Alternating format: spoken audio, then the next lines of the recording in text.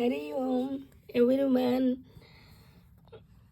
First Vinayaka శ్లోకం చెప్పుకుందాం. Hari Om. How are you? All of you. I am fine. మీరు కూడా చక్కగా వినాయకుడి దేవల శివుడు పార్వతీ పరమేశ్వర దేవాల అందరూ బాగుండాలి. సర్వే జన సుఖినో భవంతు, అందరిలో మనం ఉండాలి. ఓం. శివుడు ఇలా చెప్పాడు. శివుడు కూడా ఫస్ట్ వినాయకుడు పూజ చేస్తారు శివపార్వతులు, ఎందుకంటే వినాయకుడు ప్రథమ పూజితుడు కదా. ఓం నమస్తస్మే గణేశాయ సర్వ విఘ్న వినాశినే కాయారంభే స్మయేత పూజితో సురైరవి. చిన్న శివ కథ చెప్తాను. వాడు సోమవారం కదా, శివుడి గురించి మీకు తెలిసిందే. చిన్న కథ చెప్తాను. ఓసారి పార్వతీ పరమేశ్వరులు కూడా వాకింగ్ చేస్తారన్నమాట.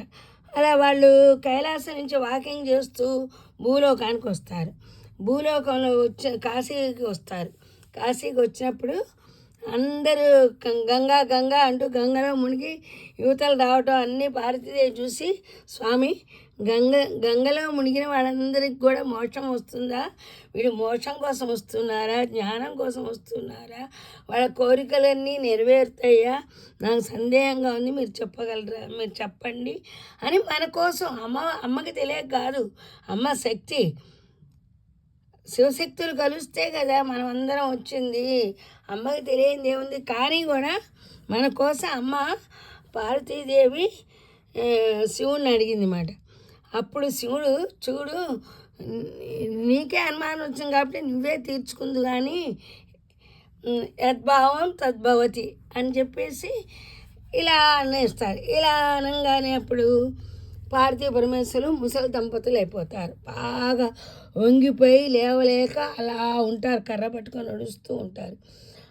అక్కడ భక్తులందరినీ అడుగుతారు, అమ్మ మేము స్నానం చేయాలి, కొంచెం హెల్ప్ చేస్తారా అని అడిగితే ఎవ్వరు కూడా, అసలు తీర్థయాత్రలు ఒక్కొక్కరు హెల్ప్ చేసుకోవాలి కదా, ఎవ్వరు కూడా వాళ్ళు తొందరగా స్నానం చేయాలి, శివుని దర్శించుకోవాలి అని చెప్పి అనుకుంటూ, అమ్మో ఈ ముసలి వాళ్ళు గంట చేస్తారు, వీళ్ళని ఎవరు పట్టుకుంటారు, ఒక్కొక్క మెట్లు గంట దిగుతారు, వాళ్ళ సంగతి వాళ్ళే చూసుకుంటారని చెప్పి ఎవ్వరూ పట్టించుకోరు.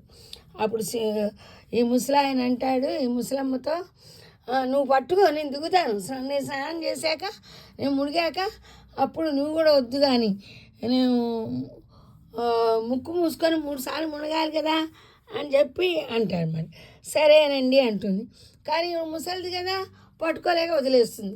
అప్పుడు ఈ ముసలాయన మునిగిపోతూ ఉంటాడు, తలకాయ ఒక్కటే కనపడుతుంది. అప్పుడు పార్వతి ఏమంటుంది, అమ్మో నేను పట్టుకోలేక వదిలేశాను, ముసలాయన మునిగిపోతున్నారు, నా భర్తను రక్షించండి అని ఎలుగెత్తి చాడుతుంది. అప్పుడు అక్కడున్న వాళ్ళందరూ అయ్యో అయ్యో అయ్యో మునిగిపోతున్నారు అని చెప్పి అందరూ 10 మంది దగ్గరికి రాబోతూ ఉంటారు. తలకాయ ఒక్కడే కనపడుతుంది, గబక్కను పట్టుకుందామని.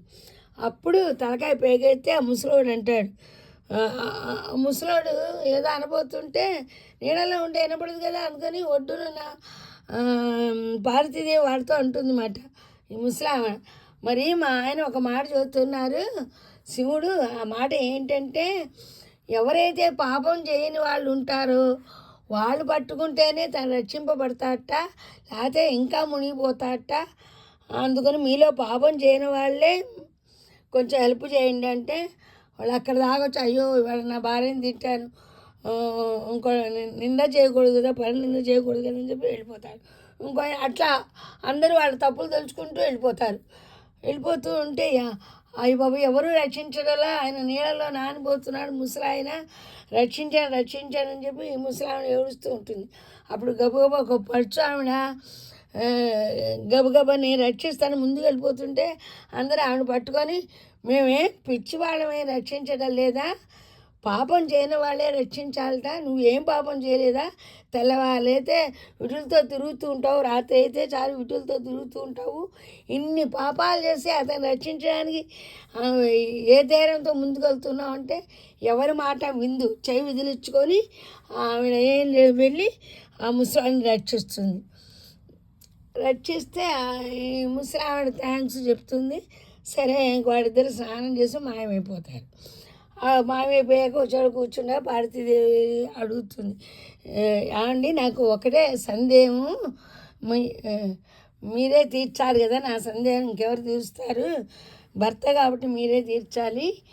ఎవ్వరూ ముందుకు రాలేదు. ఆవిడ అన్ని పాపం చేసిన అందరికీ తెలిసినా సరే అంత ధైర్యంగా వచ్చి చేపట్టుగా మిమ్మల్ని రక్షించింది. మరి ఏంటి దీని అర్థం ఏంటి అని అడుగుతుంది. అప్పుడు అంటాడు, గంగలో మునిగితే పాపాలు పోతాయని కదా అందరూ మునిగేది. గంగలో మునిగొచ్చాక వాడు పూర్వం చేసిన పాపం ఎక్కడ ఉంటుంది? కానీ వాళ్ళు ఇదివరకు స్నానం చేసి వచ్చినా ఇదివరకు పాపం చేసింది అవే తలుచుకుంటూ మళ్ళీ చేసిన పుణ్యం కూడా పోగొట్టుకున్నారు. ఇది మనం ఈ వయసు నేను నా కులధర్మం నేను చేస్తున్నాను, అయినా గంగలో మునిగాను కాబట్టి నాకేం పాపం ఉంటుంది, ముసలాన్ని ముందు రక్షించాలనే సంకల్పంతో వచ్చేసింది. దీన్ని బట్టి నీకేమర్థమైందంటే నాకు అర్థమైందండి, గంగలో మునిగిన వాళ్ళందరూ పుణ్యాత్ములు గారు పాపాత్ములు గారు. వాళ్ళ భావమే వాళ్ళని మంచి మార్గంలో కానీ చెడు మార్గంలో తీసుకెళ్తుంది అని చెప్పి అంటున్నాను. అందుకని మనం ఎప్పుడు కూడా పాజిటివ్ థింగ్సే ఆలోచించుకోవాలి. ఈ కథ వల్ల మీకేం తెలిసింది? మనం ఎప్పుడు కూడా పాజిటివ్ థింగ్సే, మంచే జరుగుతుంది. మనకు వెనకాల వినాయకుడు ఉన్నాడు, ముందు శివుడు ఉన్నాడు, వాళ్ళు ఉండగా మనకేంటి అని చెప్పి మనం ఏ పని చేస్తున్నా దేవుడు తలుచుకు ముందుకెళ్తే మంచి మార్గంలో వెళ్తాము, మనకు మంచే జరుగుతుంది. నచ్చిందే కదా? లేఖ ద్వారా ఎంతమంది నచ్చిందో తెలుస్తుంది నాకు. ఉంటా మీ శ్రీదేవి. హరి ఓం.